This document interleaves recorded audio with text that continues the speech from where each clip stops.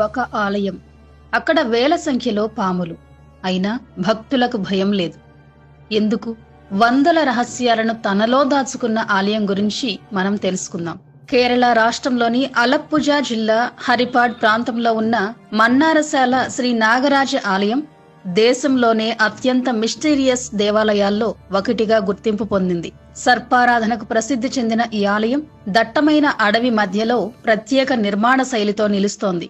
ఇక్కడి విశేషం ఏంటంటే ఆలయ ప్రాంగణంలో దాదాపు 30,000కు పైగా నాగ విగ్రహాలు కనిపిస్తాయి. చిన్నవి, పెద్దవి, శతాబ్దాల నాటి శిల్పాలు అన్నీ ఒకే ప్రదేశంలో. భక్తులు తమ కోరికలు తీరిన తర్వాత కృతజ్ఞతగా రాతి నాగ విగ్రహాలను ఇక్కడ ప్రతిష్ఠించడం సంప్రదాయం. ఈ ఆలయం నిర్మాణం కూడా ప్రత్యేకమే. భారీ రాతి గోపురాలు లేవు. మట్టి నిర్మాణం, ప్రకృతితో కలిసిపోయిన వాతావరణం అంతా భిన్నంగా ఉంటుంది. ముఖ్యంగా ఇక్కడ ప్రధాన పూజారి ఒక మహిళ.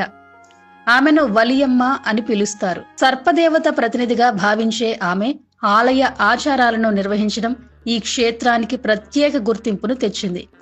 పురాణాల ప్రకారం పరశురాముడు కేరళ భూమిని సముద్రం నుంచి సృష్టించిన తర్వాత విషపూరితమైన నేలను నాగదేవతల సహాయంతో శుభ్రపరిచాడని చెబుతారు. ఆ కృతజ్ఞతార్థం నాగరాజుకు ఈ ఆలయాన్ని నిర్మించారనే విశ్వాసం ఉంది.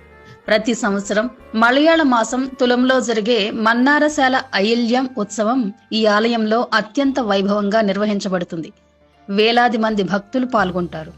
ఆ రోజున అడవి మార్గాల్లో ఊరేగే సర్ప విగ్రహాలు, ధూప, గంధ సువాసనలు ఒక విభిన్న ఆధ్యాత్మిక అనుభూతిని కలిగిస్తాయి. పాములతో నిండిన ప్రాంగణం, కానీ ఎలాంటి భయం లేదు. ఇది కేవలం